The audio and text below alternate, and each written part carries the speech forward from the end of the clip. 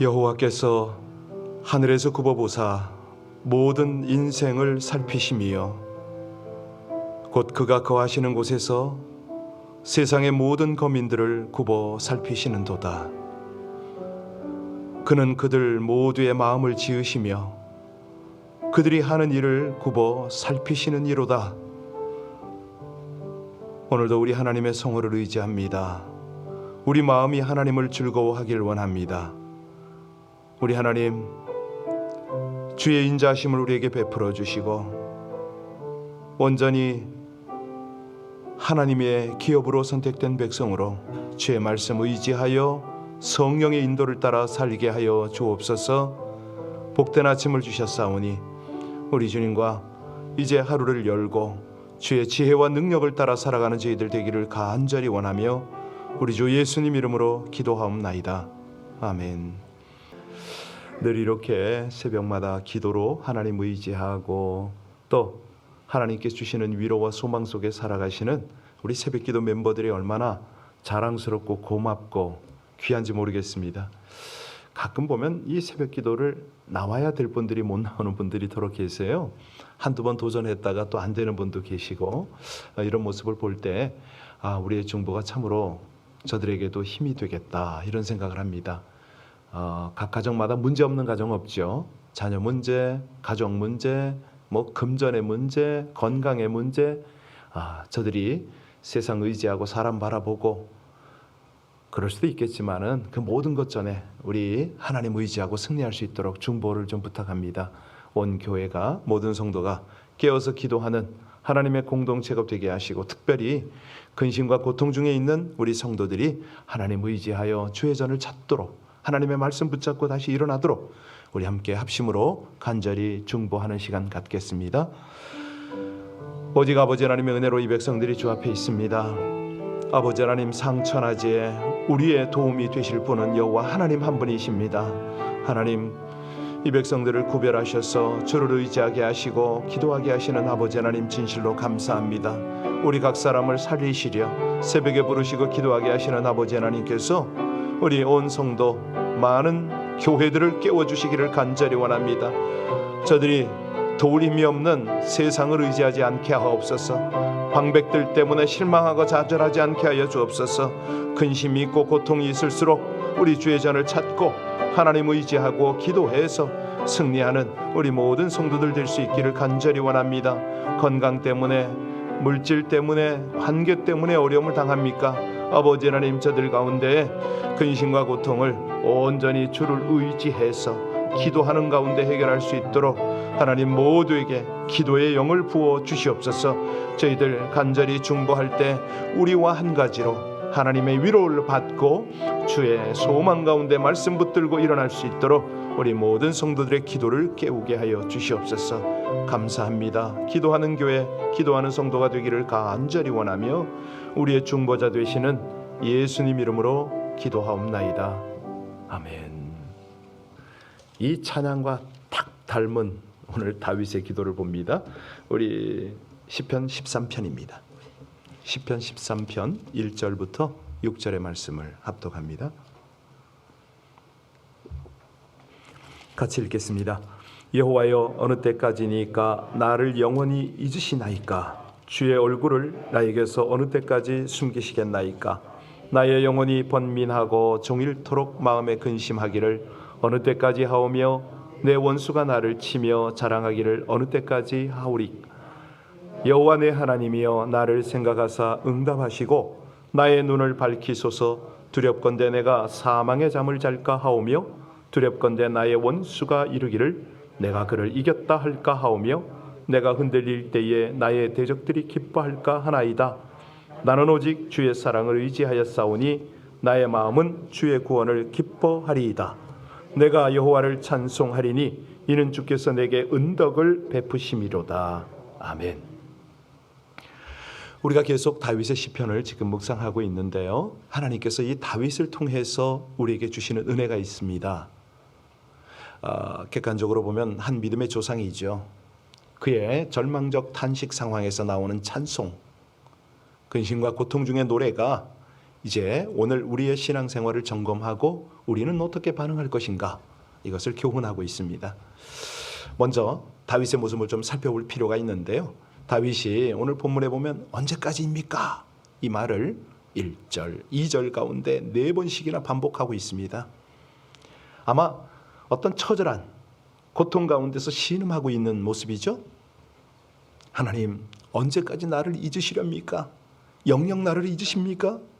언제까지 나를 외면하십니까? 이 고통과 시련을 언제까지 견뎌야 합니까? 여러분, 이게 사실 다윗의 고백이 아니라 우리들의 탄식일 수도 있잖아요. 고통의 시간이 하루 이틀 정도라면 견딜 수 있습니다. 며칠 정도 참아낼 수가 있죠. 한 주간 정도 인내할 수 있을 겁니다. 그런데 이 말씀을 묵상하면서 우리 김학성 선교사 생각이 떠올랐는데요. 그 북한 감옥에서 밑도 끝도 없이, 빛도 없이 그냥 어둠 속에서 견딘다? 이거 어떻게 견디겠습니까? 몇 주, 몇 개월 계속될 때, 몇 달이 계속될 때 참으로 견딜 수 없는 지경이 돼서 탄식이 나올 수밖에 없습니다. 그러다 보면 점점 연약해지잖아요. 너무 힘든 상황이 지속이 되면 어떻게 됩니까? 믿음이 점점 연약해지겠죠. 괴로운 상황이 계속 지속이 되면요. 이거 이러다가 하나님이 나를 완전히 잊어버리시는 건 아닌가? 이런 생각도 들죠. 아무리 기도해도, 아무리 기다려도 하나님이 완전히 나를 잊으면 어떡하나? 하나님이 얼굴을 완전히 외면하시는 건 아닌가? 자, 이런 절망의 탄식이 오늘 다윗 속에서 지금 나타나고 있습니다. 그러면 다윗이 왜 이런 탄식을 했을까요? 자, 그 원인이 2절에 나오는데 2절이 힌트입니다. 2절 같이 봅니다. 나의 영혼이 번민하고 종일토록 마음에 근심하기를 어느 때까지 하오며 내 원수가 나를 치며 자랑하기를 어느 때까지 하리까. 여기서 이제 원수라는 말, 이게 이제 단수로 되어 있는데요. 원수가 누구죠?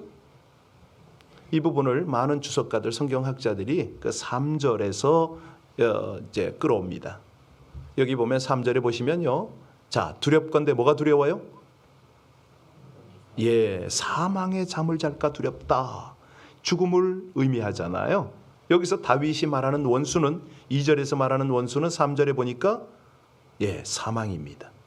이게 이제 자연스러운 해석이 될 수가 있는데요. 자, 그렇다면 지금 다윗이 어떤 상황이 있어요? 아마도 병상이나 정말 어떤 이름 모를 병과 씨름을 하고 있다는 그런 어떤 추측이 나올 수가 있죠. 사실요, 우리는 이제 사울의 공격으로 쫓겨간다 이것만 늘 생각하는데 아니고요. 성경에 보면 도처에 다윗이 아픈 모습이 나옵니다. 병을 치르면서 고생한 흔적이 덜어 있어요. 가령 시편 39편 13절에 보면 뭐라고 기도하냐면 주는 나를 용서하사 내가 떠나 없어지기 전에 나의 건강을 회복하소서, 이런 기도를 해요.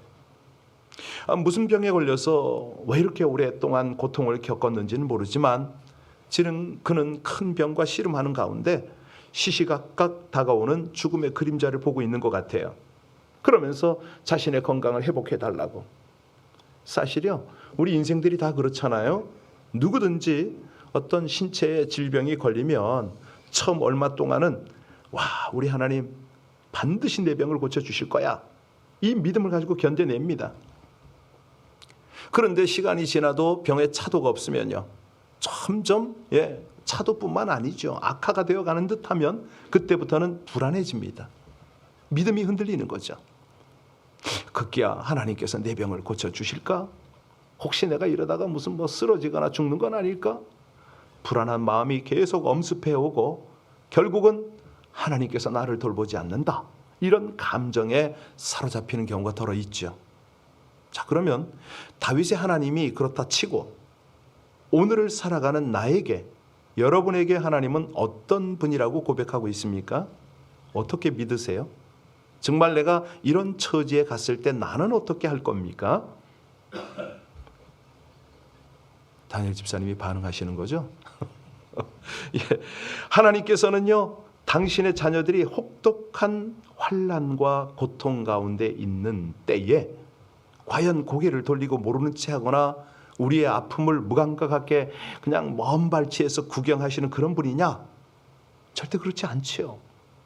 성경 어디를 봐도 하나님의 그런 모습은 찾을 수가 없습니다.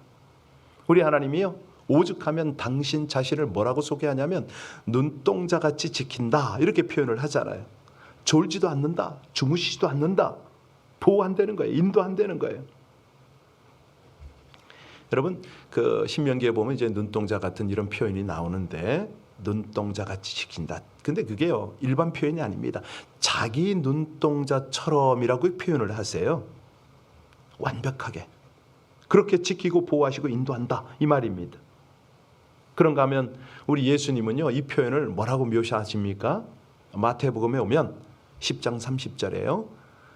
우리를 살피시는데 어떻게 살피시냐면 머리카락도 다 세시고 계시는 분이다. 사실 우리가 뭐 숱한 머리카락이 떨어지잖아요. 머리 감다가 빗다가 우린 뭐 그 신경도 안 쓰죠. 그런데 우리 하나님이 우리의 머리카락까지 빠지는지 어쩌는지 다 관심을 갖고 계신다, 아신다는 거예요. 모든 세세한 것을 우리의 필요를 아시고 채우신다. 그래서 결국은 우리를 살리기 위해서 하나밖에 없는 외아들 예수 그리스도를 십자가에 내어주시지 않았습니까? 자, 이런 하나님께서 어찌 우리를 잊고 계실 수 있겠느냐? 그래서요, 참 하나님이 우리의 믿음을 보시고 우리의 이 연약함을 보시고 선지자들을 통해서 우리에게 반문하실 때가 많으세요. 시온이 이르기를 여호와께서 나를 버리시며 주께서 나를 잊으셨다 하였거니와 여인이 그 젖먹는 자식을 잊겠으며 자기 태에서 난 아들을 긍휼히 여기지 않겠느냐? 그들은 혹시 잊을지라도 나는 너를 잊지 아니할 것이라. 예, 사실요, 그 우리가 전쟁사를 이렇게 살펴보면 뭐 2차 대전도 그렇고 뭐 6.25도 그렇지만은 여인들이요, 혼비백산하면 자기 아이를 버리고도 갑니다. 정신이 없으니까, 본능적으로 살아야 되니까. 그런 경우 간혹 있겠지만 우리를 모태에서 조성하신 하나님은 절대 자기 자식을 잃어버리는 법이 없습니다. 오늘 이제 이 다윗이 탄식하는 걸 조금 더 깊이 있게 한번 볼까요? 자, 우리 삶의 고난과 역경 중에 때로 이렇게 하나님께서 멀리 계시는 것 같고 외면하시는 것 같은 느낌이 들 때가 있는 게 사실이잖아요. 마치 하나님께서 내 기도를 듣지 않으시는 것 같은 그런 느낌. 정말 이런 때가 있었어요. 이게 뭐 병이 들어서가 아니라 한 번은 이 공안에게 쫓긴 적이 있었거든요. 몇 번 있었는데, 아니 왜 그랬냐면 밥을 먹는데 옆에 지역의 지도자가 그러는 거예요. 저분이 누군지 아니? 누구냐고. 그랬더니 안전부 요원이래. 아니 그 조그만 식당에서 2테이블에 앉아서 밥을 먹는 거예요. 테이블이 몇 개는 있긴 했는데 공안 한 팀, 우리 한 팀. 이 사람이 저를 쳐다보고 싱글싱글 웃는데, 비웃는데 대책이 안 쓰더라고요. 도망을 쳤죠. 기차를 타면 기차를 타고 따라옵니다. 나중에는 이게 스트레스가 장난이 아닌 거예요. 두려움에 정말 긴장에 온 몸이 녹아나는데요. 하나님께 기도했어요. 하나님 이거 웬일이냐고. 아니 그냥 차라리 붙잡아 가시든지. 이게 뭐냐고. 제가 가는 곳곳마다 저게 감시를 하고 동역자들을 어떻게 하려고 하는 것 같은데 저 안 됩니다. 그러고 그냥 기차에서 내려서 골목으로 다름질을 치고 또 적당한 데서 택시를 타고 또 가고, 나중에요 그렇게 한 24시간을 쫓겨가다가 어느 저 나름대로 안전하다고 생각한 단집에 딱 가서 도착을 했는데 그 자리에서 뻗어버렸어요. 24시간을 못 일어났습니다. 기도를 하는데요, 하나님 이게 뭐냐고, 지금 제가 뭐 하고 있냐고. 여러분, 우리가 허공치는 것 같은 순간이 있잖아요. 캄캄한 밤을 헤매는 것 같은 순간. 그때가 어떤 때인지 아세요? 바로요, 하나님께서 우리 가장 가까이 계신 그 순간이에요. 가족들이 집 나간 자식 기다리느라 뭐 그런 상황 같죠. 자, 이제 이렇게 배경을 보셨으니까 이제 1절, 2절 다시 한번 보겠습니다. 1절, 2절의 탄식을 한번 보고 3절, 4절의 기도를 봅니다. 같이 읽습니다. 여호와여, 어느 때까지니까 나를 영원히 잊으셨나이까? 주의 얼굴을 내게서 어느 때까지 숨기시겠나이까? 나의 영혼이 번민하고 종일토록 마음에 근심하기를 어느 때까지 하오며 내 원수가 나를 치며 자랑하기를 어느 때까지 하리이까. 3절 4절입니다. 여호와 내 하나님이여 나를 생각하사 응답하시고 나의 눈을 밝히소서. 두렵건대 내가 사망의 잠을 잘까 하오며 두렵건대 나의 원수가 이르기를 내가 그를 이겼다 할까 하오며 내가 흔들릴 때에 나의 대적들이 그렇습니다. 여기 다윗의 기도 내용을 잘 보셔야 됩니다. 기도죠. 곡조 있는 찬양입니다. 3절에 보니까 뭘 밝히라고요? 그렇습니다. 내 눈을 밝혀달라는 거예요. 이건 차원이 있는 기도입니다. 차원이 있는 찬양입니다. 먼저는요, 나의 육체의 건강을 회복시켜 달라는 그런 뜻이 있죠. 왜냐하면 사람의 육체를 건강을 회복할 때 눈이 밝아진다 이런 표현을 쓰거든요. 성경에 종종 그런 게 있습니다. 의사한테 물어야 되겠지만 성경이 있는 거니까 저는 아멘이거든요. 다윗이요, 이 기도를 통해서 눈을 밝혀달라, 내 육체의 건강을 회복시키면 제가 제대로 보겠나이다 이런 말입니다. 또 하나는 뭐냐면 이 기도가 그의 영혼의 눈을 밝게 해달라 이 기도 아닙니까? 지금 어려운 환경과 병고에 짓눌려 약해져가는 자신의 영혼, 믿음, 육신을 위한 기도인 거예요. 그래서요, 많은 이제 설교가들이 이 본문으로 설교를 하면서 그런 이제 고백을 합니다. 이 다윗의 기도는 믿음의 눈을 회복시켜 달라는 기도다라고 이렇게 해석들을 해요. 결국 다윗은 지금 이 고난, 이 고통을 통해서 육적으로 영적으로 사망의 잠을 잘까 두렵습니다. 이 얘기거든요. 이걸 지금 하나님 앞에 호소를 하는 거예요. 자, 두 번째 중요한 기도가 4절 아닙니까? 4절을 가만히 보세요. 거기 보니까 자기로 말미암아 어떻게 된다고요? 원수가 대적들이 하나님의 자녀를 이겼다고 할까 봐 두렵다는 거예요. 하나님의 자녀들이 잘못되는 것을 고소하게 생각하고 그걸 좋아하는 무리들이 있죠. 세상에 이런 사람이 한둘입니까? 얼마나 많습니까? 우리가요, 하나님 백성으로 살아가면서 실수하거나 잘못하면 아주 굉장히 좋아하는 사람들이 있어요. 그걸 아주 고소하게 생각을 하는 거죠. 한 번의 실수로 얼마나 많은 공격을 하고 하나님을 욕되게 하는 그런 세상 사람들이 있잖아요. 이게 무슨 뜻입니까? 다윗은 자기로 말미암아 하나님의 영광이 가려우게 되지 않기를 기도하고 있지 않습니까? 이게 노래예요. 여러분, 이 기도가 얼마나 중요합니까? 아니, 사람은 아무리 그리스도인이라 하더라도, 목사라 하더라도 잘못과 실수가 있게 마련 아닙니까?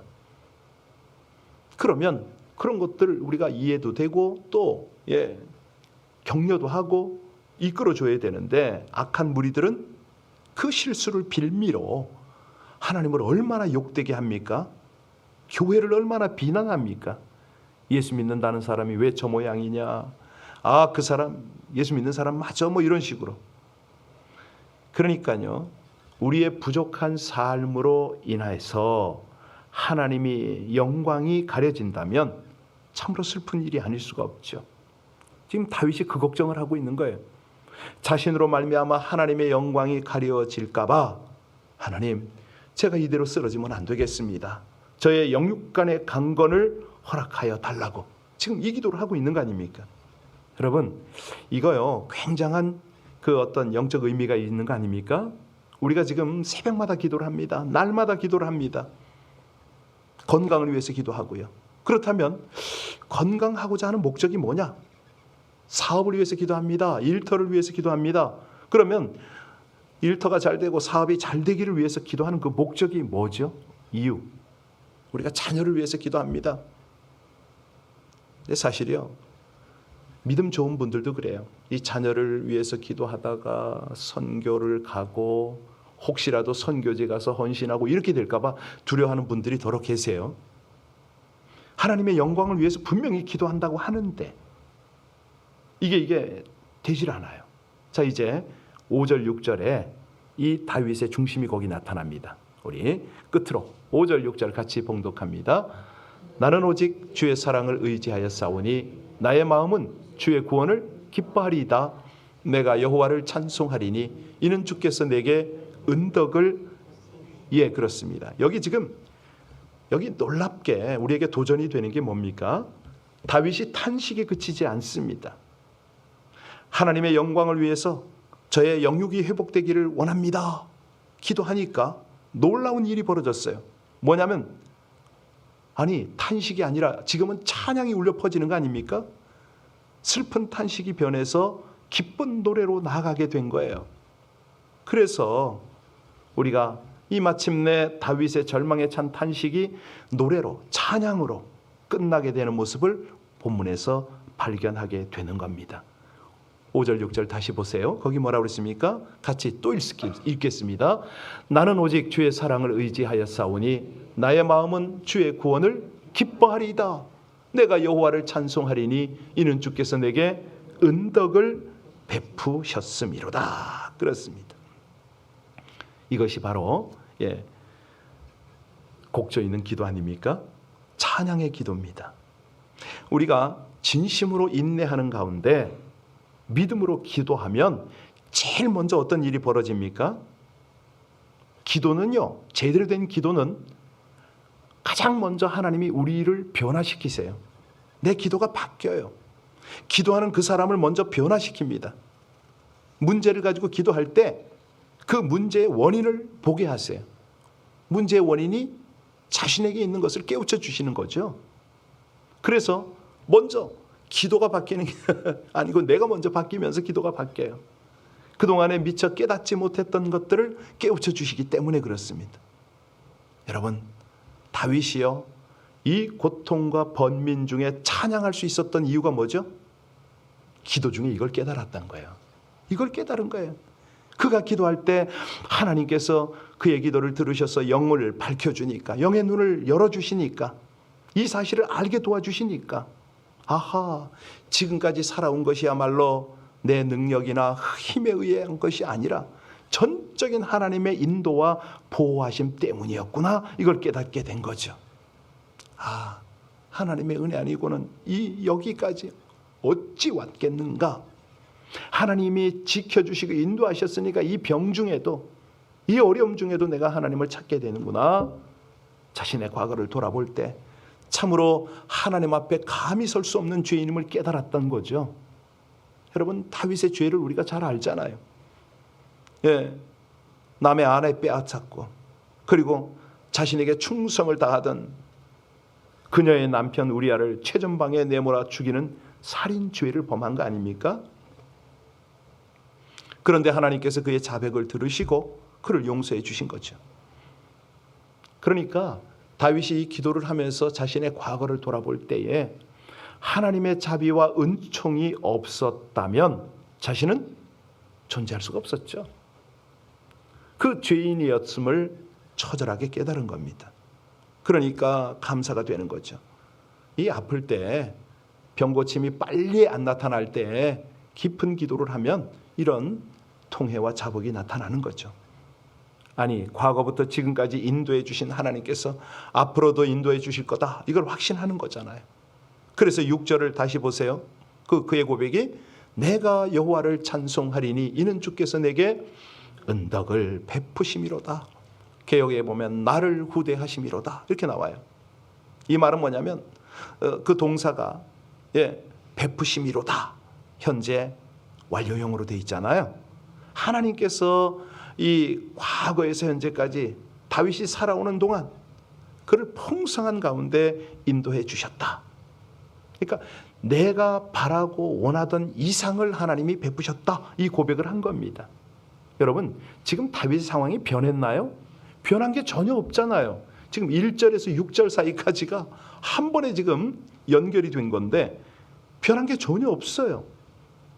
그럴지라도 비록 자신의 병이 갑자기 은혜로 고쳐지지 아니했을지라도, 아직도 여전히 고통과 시련이 사라지지 아니하였다 할지라도, 기도하는 중에 이 하나님의 놀라운 은총을 깨달은 다윗은 지금까지 모든 환난과 핍박에서, 심지어 죄악 중에서도 그를 건지신 하나님께서 앞으로 나를 인도해 주실 것입니다.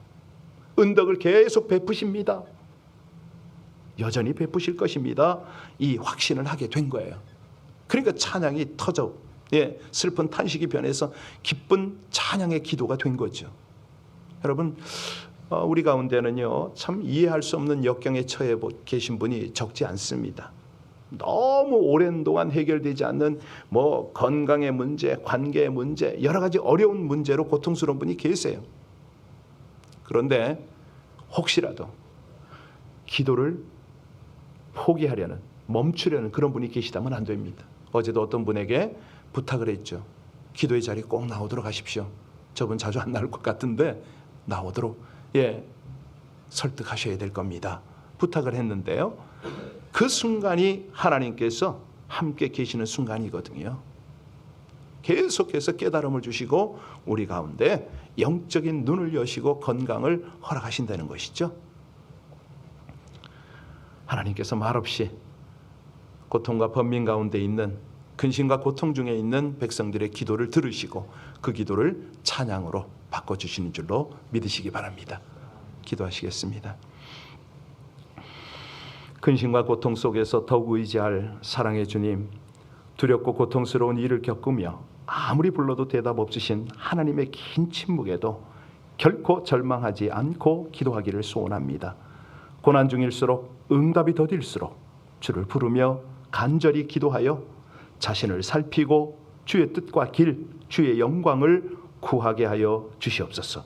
어려울수록 하나님의 사랑과 구원을 신뢰하고 하나님의 얼굴을 구함으로 깨달음을 얻고 영적으로 더 성숙해짐으로 주를 찬양하고 은혜와 평강 중에 신령한 복을 받아 누리고 나누기를 간절히 원하며 우리 주 예수님 이름으로 기도하옵나이다. 아멘. 찬양한 그대로 기도하면 참 좋으시겠습니다. 기도하시면서 눈과 귀와 입을 열어서 우리 하나님이 원하시는 그 은혜의 길을 믿음으로, 감사로, 찬양으로 가기를 이 아침에 간절히 우리 합심으로 함께 기도하시겠습니다. 우리 모두에게 주어진 중보의 제목을 가지고 기도하고 하나님이 성령으로 감동 주시는 기도 제목 가지고 우리 합심으로 함께 간절히 기도 올리겠습니다. 할렐루야. 영화로우신 우리 아버지 하나님, 하나님의 은혜를 감사를 드립니다. 이 아침에도 우리 아버지 하나님께서 주시는 은혜 속에 어두운 우리의 영을 열어주시기를 간절히 원합니다. 마음의 눈, 영의 눈, 영의 귀, 마음의 귀 활짝 열어주셔서 우리 주님 주시는 귀한 은혜 가운데 우리 모두가 함께할 수 있도록 하나님 인도하여 주시기를 간절히 원합니다. 도우시는 아버지 하나님, 역사하시는 아버지 하나님, 주의 은혜 없이는 아버지 하나님의 인도함이 없이는 아무것도 할 수 없음을 고백합니다. 오 아버지 하나님, 이 아침에 다윗의 심정으로 주님 앞에 간구하길 원합니다. 아버지 하나님, 우리 모두가 한결같이 우리 가운데 있는 근심과 고통, 말 못할 어려운 문제를 가지고 주님 앞에 정직하게 나가고 아버지 하나님, 이 기도와 간구가 결국은 찬송으로 바뀌기를 간절히 원하오니 주여, 우리 한 분 한 분 성도님들 각 가정에서 이 예배를 함께 동참하고 있는 모든 분들에게도 동일한 은혜가 함께하여 주시옵소서. 진실하시고 감사하신 우리 주님 찬양합니다. 영광을 받으소서.